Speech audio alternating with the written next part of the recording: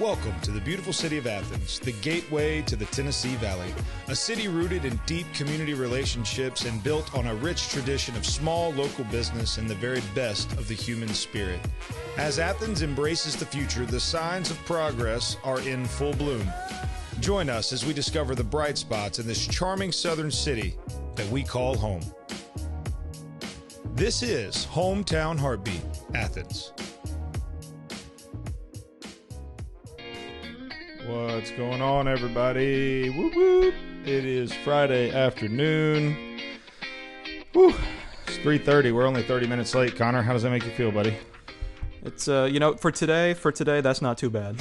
No, Connor is, Connor had a rough go today. I thought my day was bad. And it wasn't good, but, Connor had a really rough go today. Connor, so help me understand. I'm allowed to talk about this, right? Like, it's not. Yeah. So, like, Connor was, if I understand this correctly, he was taking this big national test that he has to take. So what test is that? That was a U.S. history test. It's the advanced placement U.S. history test run by the College Board. Okay, so big test, big contest, like big thing, like studied, crammed, like got his, and he gets everything done. You get to the very end of it, and then what happened? The test was you had 50 minutes to write an essay, so I did. Typed it out, had it all in, clock runs out, and then I get a screen that says, sorry, your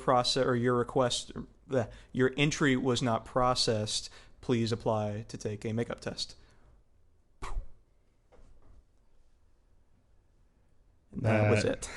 That would indeed be miserable, my friend. I don't know. I've never really let my grades worry me all that much, so it's not a big deal. But for you, I can understand how that would be. I don't want to say like earth shattering, but it's certainly not a good way to roll into the weekend, huh? Yeah, I'd say that. Is that a fair assessment? Yeah. So it is Friday. It's been a crazy day. Fridays are always crazy. I always tell people before they want to go into business for themselves, like don't, unless you just want to hate Fridays, because Fridays become Mondays, Mondays become Mondays, Tuesdays are mostly like Mondays, Wednesdays are decent, Thursdays are a lot like Mondays, and then Fridays are definitely like Mondays. And so really, just a lot of Monday when you're in business for yourself. And so today has just been hectic all the way around. But Connor and I were discussing a couple things yesterday before we left. Yesterday was awesome, man. It was really cool to have my little sister on and have my brother-in-law. I'm so proud of what they're doing, and I did get a microphone and a webcam put together, Connor. So we are going to shoot that over to North Texas and get Jonathan to join us on a semi-regular basis. And Sweet. He's certainly a passionate one. There's no doubt about that.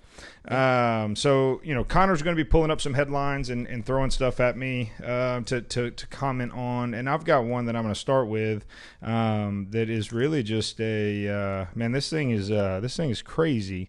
So the judge says legal battle over Governor Whitmer's stay-home order likely going to Supreme Court. So Governor Gretchen Whitmer is the Democratic governor of Michigan, and she is a nut job, for lack of a nicer term. And basically, she's become like a little commie governor up there. And it's what we've talked about since this whole thing started, in terms of like, if you didn't participate in your local politics until now, and you choose not to after this virus, you didn't learn anything from this, because the person that has the most opportunity to affect change in your day-to-day life are those people at the local level that are in politics there. Dan Tomasic joining us. What's up, buddy? I saw your message. Dan sent me a Hummer. I wish I could show it to you right now. Like, he's trying to, I told him I wanted to buy a Hummer a while back. He's a friend of his, baseball glove friend of mine. And my man sent me this beautiful GM Hummer that he was like, man, I'll drive it down there for you. If you'll buy it, I'll drive it down there. And I was like, Dan, what a kind offer, buddy. What a kind offer. But no, it's one of those things where, again, if you don't choose to participate in your local political goings-ons after this pandemic, then clearly you didn't, well, either one, you were just extremely happy with everything that happened in government, or two, you didn't pay attention at all. And so what's happening right now in Michigan and in Wisconsin is the governors are now being challenged to find out exactly what is the extent of their power under their executive privileges that go along with communicable diseases and pandemics and acts of God and calamity and yada, yada, yada. And so what happened was in Wisconsin, actually, the Wisconsin Supreme Court, in a ruling of 4-3, voted that their governor's stay-at-home order was not legal, was not within their right to dictate. And I don't know. It's definitely going to be interesting because I mean, I think we'll see this go to the Supreme Court. I really do. I think this will be a Supreme Court decision that is super impactful. Just in kind of these times, Connor, that we're living in, where like personal liberty is a little bit. Americans aren't as liberty loving as they once were. True. And not that that's good, bad, or indifferent, but like we as a people have been, like we've been conditioned to less liberty, more government in a way that is. I don't know. We've become. I mean, the Constitutional Convention fellas they would say that we are already living in big government, no liberty. I mean, under their and good, bad, or indifferent, whatever's caused that to go this way. I just definitely think we're about to see some really big Supreme Court action over this stuff, because there's no way that that this isn't a very hotly disputed decision. What do you think? No, I mean, I've been cramming for this history test, so I've definitely been looking a lot at the Constitution and all that stuff, and it definitely seems like checks and balances are going to come into play here, because this is definitely, if you ask me, it's not in the spirit of even if the Constitution doesn't explicitly condemn something like this, it's just not with the spirit of the document, So I feel like, we have checks and balances for a reason, and they're about to come into play. No, it definitely will. I mean, the bottom line is like the original. So if I could back up, and again, this is not like something I'm an expert on. Please don't let me pretend to be. But if I could basically break this down in Wisconsin, anyways, Wisconsin was along the lines of the original stay-at-home order was no problem. The extension of the stay-at-home order was where they got a little hairy, and taking it and extending it out through the end of May or whatever it was. Now, so in here in Michigan, Michigan's had a rough go here in this thing. I mean, this Whitmer. I mean, this woman. I mean, isn't this the group that her own people took her? Isn't this that one we talked about the other day, Connor? Her own state legislature, filed a lawsuit against her, and of course she had. So this is their move. Okay, now I know where we're at. This is just that lawsuit that we were talking about last week, and its progression, and they're saying it's probably going to end up in the Supreme Court. I believe that's the case. Let's see, the Circle Ranch in Danville, Alabama. What's up, Zachary? I didn't know my mother was at the Circle Ranch. Nobody calls me Zachary. Gabe, how are you, buddy? I've got some After Effects I'm about to send over your way here in a little bit. We would have had that too, but the computer crashed. Connor's not had a good 2 days. So no, I mean this Whitmer woman and Dan Tomasic. I believe Dan. Tell me if I'm incorrect. Leave us a comment. But you actually live in Michigan, correct? I mean, you are up there, so you can give us you can throw some comments here in regards to what what you're seeing. But I mean, I don't know. I'm just having a hard time with. I think Connor, where I'm landing in all this is I'm starting to say like, okay, the governor, the whomever it is, somebody that whoever's making these decisions, when they make that decision, my new response is, okay, where's the science to back that up? Where's the data to support that? When this all started, we were all absolutely willing to say, you know what, this is the right thing to do, because we don't know. We don't have a clue. People are going to die that ought not have to die. People are going to, if we are reckless, if we don't care about people, then the results, the outcome of this disease could be, the initial prediction being 2 million people dead in the United States, which was obviously,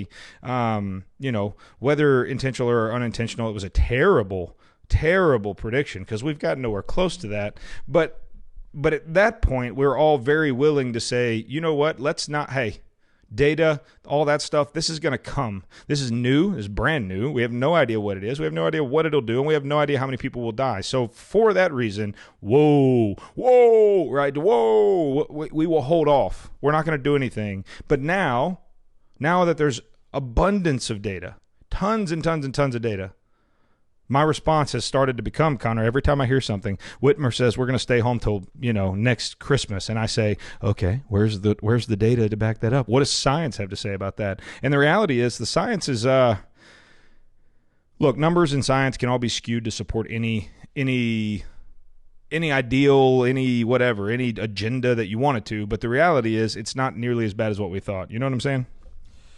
Yeah. It's no, I pretty much what you said. I don't have much to add. It's we definitely didn't know in the beginning. It's let me put the camera on me. We definitely didn't know in the beginning, but I feel like enough time has passed and we've accrued enough data that it's time for stuff to change. And again, and Connor and I are not sitting here. And Connor's not a very controversial person. If you know Connor, you know Connor's very much. He likes to everybody loves Connor, and there's a reason for that, right? I on the other hand, will walk the line a little harder and don't worry about it too much. But neither of us are sitting up here saying like, open everybody up. I mean, let's just go back to the original way. I mean, that's not now whether I believe that or not.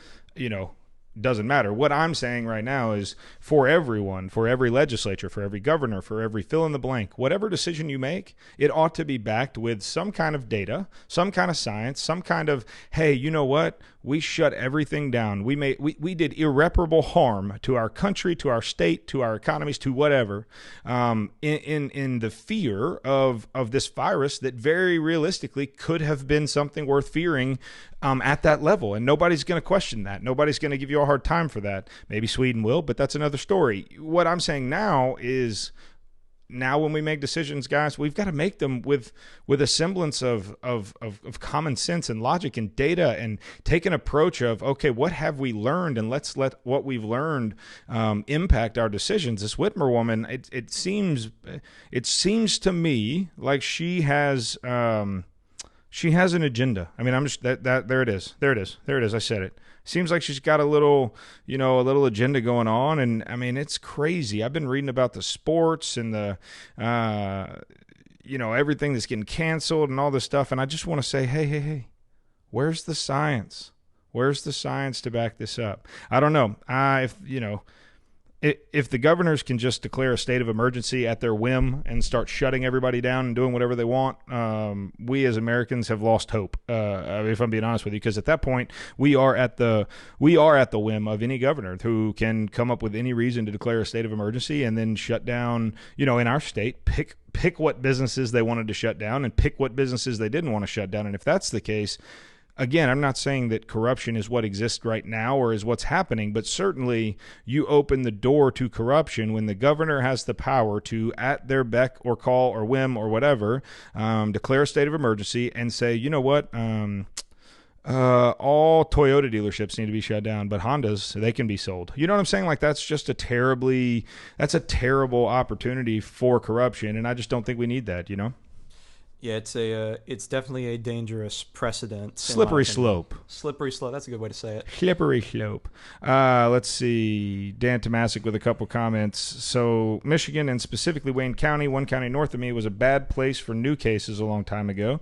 I don't know how it is now, but I can't keep track. He hasn't stopped working. He is indeed essential, and that's good for Dan. And again, my contention is not that we've done anything necessarily wrong or that we've done anything. I think that continuing down the path of economic destruction without having the science to justifiably do that, that's where we find ourselves in a little on the old slippery slope, as it were. So I found another article here. Connor and I have been talking a lot about Connor's young and not a ton of life experience in regard to, like, I mean, he's never voted in an election, right? He's 17, so that's true. And so he's not, and so we talk a lot about idealism and a lot about what shapes, he's in school, right? He's in the education system, and so he's a lot of what Connor is learning and all that is shaped by by brave men and women who choose to be in education on a daily basis, and curriculum coming from wherever it comes from, not commentating on that, but wherever it does come from has a bias or a slight or a slope, and so educators have to make a decision every day as to whether or not they're going to teach it with a slope or with a bias, or just teach the history, as it were. And so we've been talking about cause and effect, right?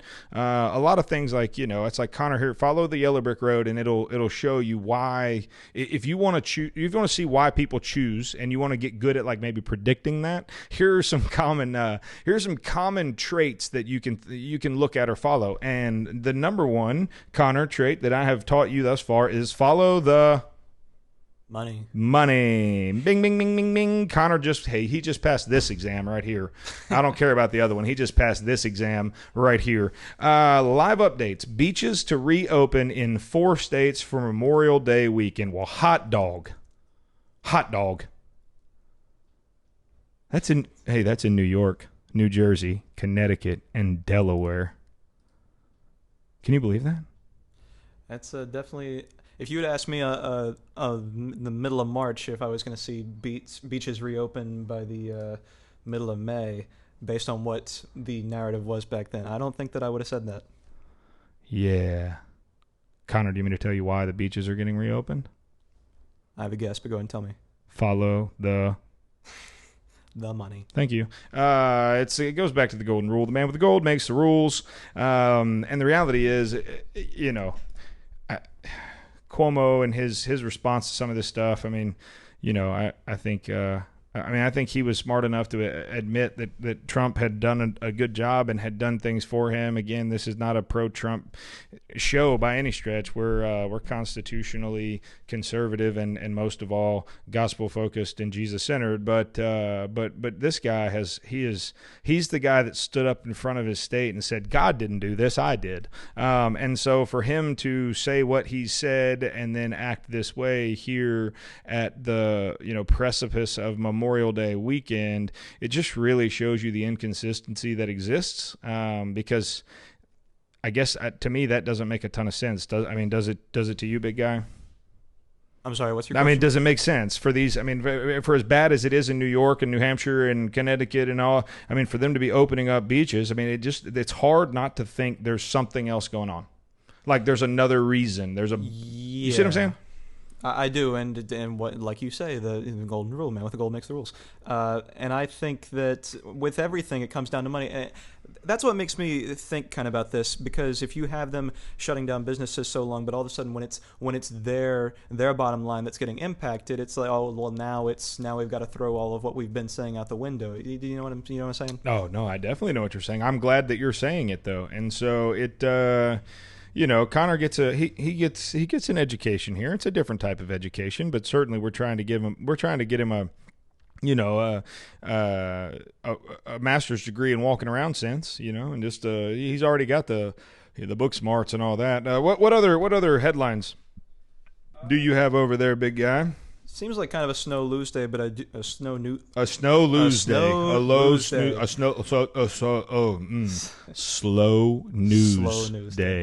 Bit of a slow news day. English is hard, man. I get it. Go ahead. Yeah, but I did find this. Facebook is buying Giphy for $400 million. I don't know if you ever used Giphy. It's like this.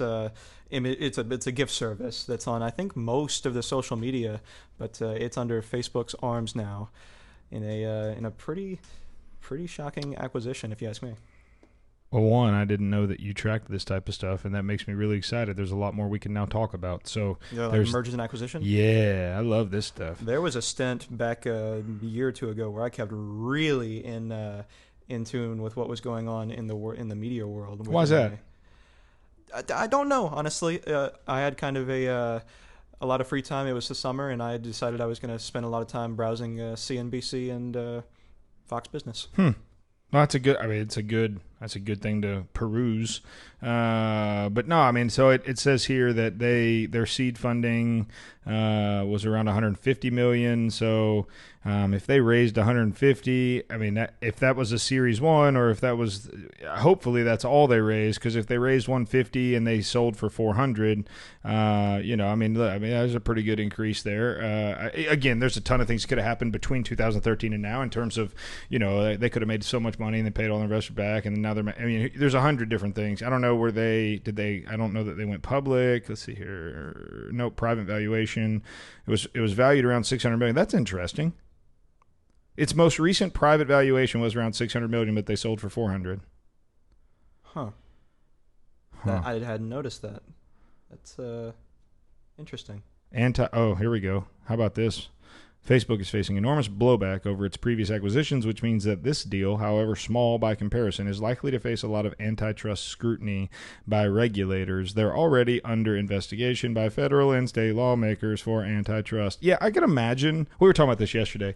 This goes back to the I don't know. For me, I point to 9/11 and the Patriot Act and everything that followed that. Again, that as we discussed the other day, that was before you, but the Patriot Act and the implications of that. I don't know if you've ever looked into that or read about that, or it's crazy to me. And for everyone that's out there listening or watching or in the podcast listening right now, my co-host was, oh my goodness, the Patriot Act is a history lesson for him. That's terrifying. I'm old, bro. But no, the security of information, the privacy of information, Facebook inherently, Facebook, Google, YouTube, you name it, these big services that are tech-based, they face a terrible, it goes back to the slippery slope we just talked about. They face an incredible, what I would call, incredibly, what's the right word to say here? I don't know, tempting or opportunistic collection of data. Like they have every piece of data on every one of their users to the nth degree. And in a lot of cases, if you'll go read all the fine print that they want you to sign when you accept and agree before you download their app, like they're actually going backwards into your phone and getting stuff from the innards of your phone and backing it into Facebook. And then what's happened is they've been selling that data illegally in a lot of cases. And so that's where the antitrust laws. Marky Mark over there, he's old Zucky. He's been in hot water. I don't know if you watched him testify in front of the Senate committee, but it was hilarious.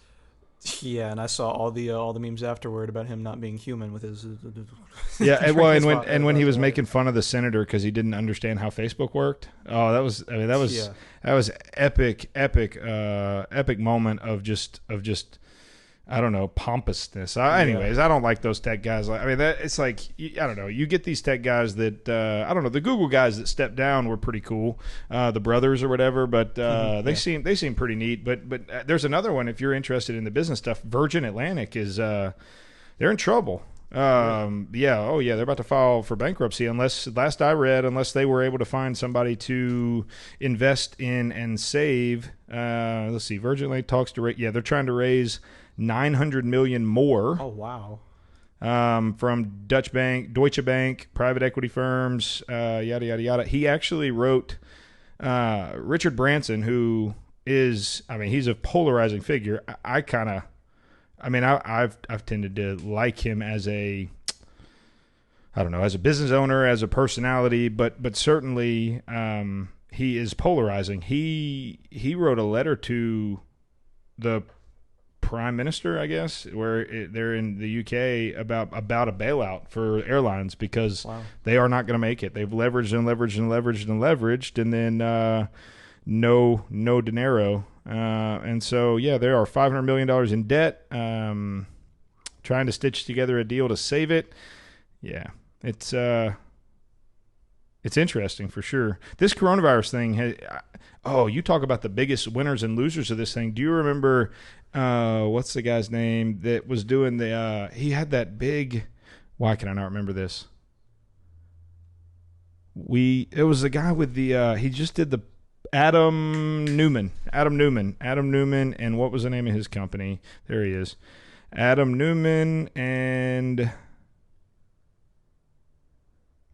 what's the name of his company? I Google that and I get The Young and the Restless. No, well, you spelled it incorrectly. WeWork. WeWork. Yeah. Sorry. Yeah. So you talk about one of the biggest losers out of this thing. He had a $9 billion buyout package from SoftBank. They did this public offering. They went in, they tried to take it public, raise a bunch of money. It did not go well. It didn't actually go public. It's just this whole big, terrible thing. The guy unloaded $700 million in stock and yada, yada, yada. SoftBank comes in, bails him out, and gives him this $9 billion severance package to walk away. Well, then coronavirus hits. Well, they're in commercial real estate. Yeah. Like they do commercial leasing for office spaces. And guess what you don't need if you are in a global pandemic with stay-at-home orders? That would be a place to go to work. And so my man ended up, rightly so, I mean, he was an idiot, but he lost his big pension or his buyout package or whatever, and is going to walk away from this thing. I don't know what. I mean, it doesn't look like he is very well off personally.